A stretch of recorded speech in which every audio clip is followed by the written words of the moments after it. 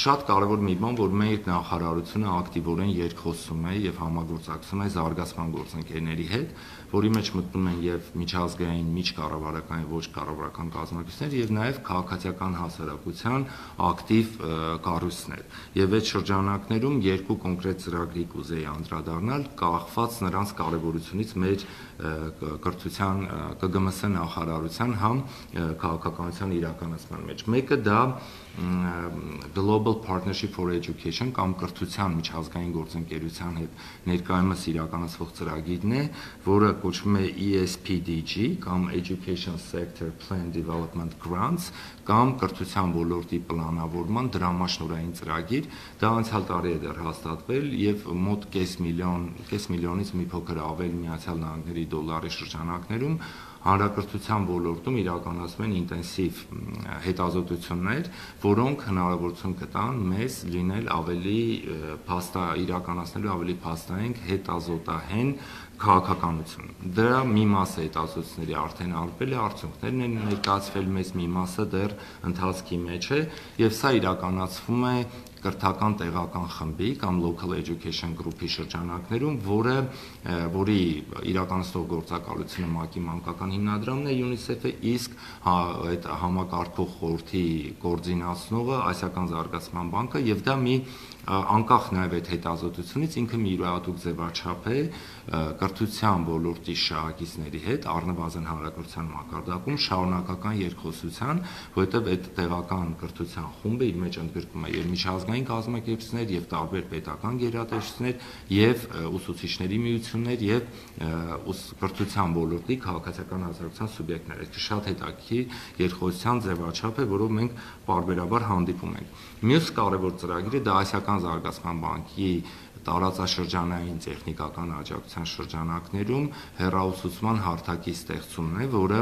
արդեն գտնվում է էլի իրականացման վերջին փուլում։ Մյուս տարեսկզբին մենք ավելի ամփոփ տվյալները ձեզ կներկայացնենք։ Խոսքը վերաբերում է հեռավար կրթության բոլորովին շատ բարձր մակարդակով յուրահատուկ հայկական հարթակի ստեղծմանը, որի միջոցով որակապես նոր մակարդակի վրա կդրվի հեռավար ուսուցման կազմակերպումը։ Այսինքն սա նախաձեռնվել է համավարակի պայմաններում կրթության կազմակերպման, կրթության իրավունքի իրացման նպատակներով, բայց ինքը երկարաժամկետ կդառնա նաև որակյալ կրթության ապահովման կարևորագույն գործիք։ Մենք նաև շատ համաձայնագրեր ենք կնքել տարբեր միջազգային կազմակերպությունների հետ այս կամ այն ոլորտում համագործակցության, որոնց էլի չեմ թվարկի, որը ձեզ կտրամադրվի։ Սփյուռքում մենք 3 ուղղությամբ ենք աշխատանքները տարել, հայագիտական կենտրոնների, այսինքն արտերկրում հայագիտության զարգացում, Սփյուռքի ուսուցիչների կարողությունների զարգացում, եւ համահայկական միջոցառումների կազմակերպում։ Այս առումով ուրախությամբ պետք է նշեմ, որ տարեկան միջինով 2 նոր կենտրոն ենք մենք բացում եւ այս պահի դրությամբ արդեն 2021 թվականի վերջի արդյունքներում մենք ունենք 11 հայագիտական կենտրոն պետական բյուջեից ֆինանսավորվող եւ կարող եմ դրանք մեծ սիրով թվարկել, որովհետեւ իրոք դա հպարտանալու բան է։ Մենք իհարկե աշխարհում հայագիտական կենտրոնները շատ են, բայց պետական ֆինանսավորմամբ երբեք նման ծավալի աշխատանք չի տարվել եւ մասնավորապես մենք ունենք Պրահայի Կարլովի համալսարանում, Բուխարեստի համալսարանում, Զալցբուրգի համալսարանում, Վենետիկի Կաֆոսկարի եւ Հռոմի Լա Սապիենցիայի համալսարանում, ընդ որում Լա Սապիենցիայում դա արդեն մեկ հետազոտական ծրագրից դառնում է ամբիոն եւ մեր ֆինանսավորումն է ավելացել եւ իրենց հետ համապատասխան համաձայնագրով համալսարանն է հանձնառություն վերցրել զարգացնելու։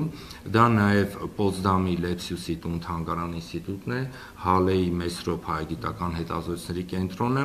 Արգենտինայի Քենեդիի համալսարանը, Կահիրեի համալսարանը, Ուրուգվայի համալսարանը։ Այս ցանկը գնալով կընդլայնվի, այսինքն մենք բյուջեն պլանավորել ենք, որ ամեն տարի 2-ով շատացնենք, ավելին արդեն մտածում ենք, որ որոշակի կրիտիկական քանակ ունենալու դեպքում իրեն բերենք որակական նոր հարթություն, որ հայագիտական կենտրոնները իրար կապենք եւ փորձենք ոնց որ հայկական գիտակրթական տարածք նոր մեխանիզմով իրենց գործունեությունը կազմակերպել կազմակերպել եւ այդ շրջանակներում դիտարկվում է Գառնանը եւ Բուխարեստում հայագիտական կոնֆերանսի կազմակերպումը, որտեղ այդ հարցադրումները կդրվեն եւ լուծումները կփորձեն գտնել։ Ուսուցիչների կրթօջախների, Սփյուռքի կրթօջախներում մեր ուսուցիչների, այսինքն կամ կրթական դպրության գործը բարձր հիմքերի դնելու տեսանկյունից տեղի ունեցել Սփյուռքի ուսուցիչների վերապատրաստում այս տարի ամռանը Եվ կարող եմ ասել, որ ընդլայնվել են եւ դրանց մասնակիցների, ուսուցիչների թիվը, ներկայացված երկրների աշխարհագրությունը, այս մասնավորապես 115 ուսուցիչ է մասնակցել 22 երկրից, ինչպես նաեւ դրանց բովանդակությունն է ավելացել։ Այս առումով շատ հետաքրքիր տեղաշարժ ունենք, որ առանձին դասաժամերով մենք փորձել ենք կրթություն կազմակերպել նաեւ ոչ միայն ուսուցիչների, այլ կրթական գործի կազմակերպիչների համար։ Նաև տրամադրվել է շուրջ 44000 կտոր գրականություն Սփյուռքի մեր կրթօջախներին, այդտեղ շատ կարևոր քանակ է, որ գնում է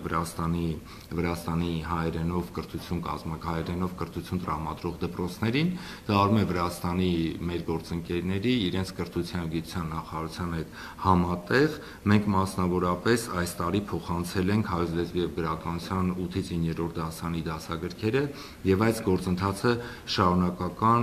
բնույթ է կրում։ Այստեղ պետք է ուղղակի մի կարևոր բան ասեմ ապագային ուղղված, որ նայեք, մենք իհարկե ունենք որոշակի, սենց տպավորություն եւ հաշվարկ, թե որտեղ ինչ դպրոց ունենք, բայց ուզում ենք էլեկտրոնային հարթակ ստեղծել համապատասխան, որտեղ այդ դպրոցները իրենք կներկայացնեն իրենց պահանջները եւ դա մեզ հնարավորություն կտա այսօրվա Սփյուռքի իրողության պայմաններում, երբ որ մենք մի Սփյուռք չունենք, այլ պատկերավոր ասած Սփյուռքներ ունենալ ավելի ասենց իրենց հարմարեցված տվյալ համայնքի կարիքներին հարմարեցված դասագրքեր եւ այլ ուսումնաօժանդակ նյութեր տրամադրել։ Դա մյուս տարվա պլանների մեջ է մեր մտնում։ Արել ենք նաեւ համահայկական մանկապատանեկան նկարչական փառատոն եւ այլն։ Ես կուզեի անցնել օտարերկրացիների ընդունելությանը, պետք է ասեմ, որ այս տարի դուք գիտեք, որ մենք հայագիտական տեղերով ունենք 70 տեղ, անվճար, բակալավրում, առկա ուսուցմամբ եւ ունեցել ենք 930 սփյուռքահայ դիմորդ, որոնցից 70-ը ընդունվել են մեր բուհեր։ Իսկ ընդհանուր առմամբ այս տարի Հայաստանի բուհեր են դիմել 1200 օտարերկրյա քաղաքացիներ եւ կարող եմ ասել, որ եթե ամփոփ թվերով այստեղ նաեւ գծապատկեր կա, որ ձեզ կտրվի, մեր բուհերը հաստատություններում սովորել է, այս կարող ենք ասել 21-22 թվականին այս բան սովորում է 7085 օտարերկրյա քաղաքացի,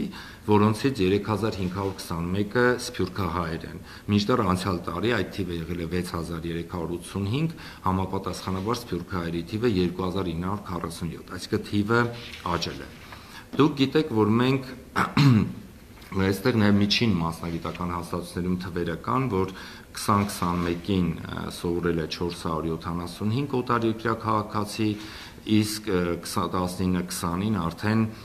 423։ Ես պետք է ասեմ, որ չգիտեմ որքանով եք տեղյակ, բայց մենք ունենք միջպետական համաձայնագրեր, որով ամեն տարի Հայաստանից գործողում ենք արտերկրի բուհեր մեր ուսանողներին եւ համապատասխանաբար այնտեղից ենք ստանում ուսանողներ, ովքեր սովորում են մեր բուհերում։ Դա ես ուղղակի 21 թվականի 21-22 տարվա տվյալները ներկայացնեմ, մենք Ռուսաստան գործողել ենք 209 եւ այնտեղից եկել են 31, Ռումինիա գործողել ենք 4 եւ ոչ ոք չի եկել, Բուլղարիա 3 չեն եկել, Չինաստան 10, իսկ Չինաստանից Հայաստան ունենք 3 ուսանող, Հորդանան գործողել ենք 6, այնտեղից եկել են 30, Վրաստան գործողել ենք 0 եւ եկել են 3 ուսանողներ։ Այսինքն ընդհանուր առմամբ 232 ուսանող մենք են գործողել եւ 67 ուսանող մեր մոտ են եկել ուսանելու։ Այստեղ էլ անկեղծորեն ասած խնդիր ունենք, որովհետև շատ քիչ են դիմում, շատերը տեղյակ չեն այս ծրագրերի մասին կամ մտածում են, որ դիցուք, ասենք, Ռումինիա կամ Բուլղարիա սովորելու համար պետք է ռումիներենի իմացություն, իհարկե դա պետք է, բայց կա նախապատրաստական կուրս, հա, եւ մենք անկեղծորեն կարիք ունենք մեր mass media-ի, մեր լրատվամիջոցների ակտիվ աջակցությանը դա մաքսիմում լուսաբանելու, որովհետև մեր գերակա շահն է, որ ուսանողները տեղյակ լինեն, իսկապես լինի ավելի բարձր մրցակցություն եւ այս հնարավորությունը, այս պատուհանը արտերկրում լավ կրթություն ստանալու եւ գալու ու Հայաստանում օգտակար լինելու ավելի արդյունավետ իրացվի։ Նաև գամ երիտասարդ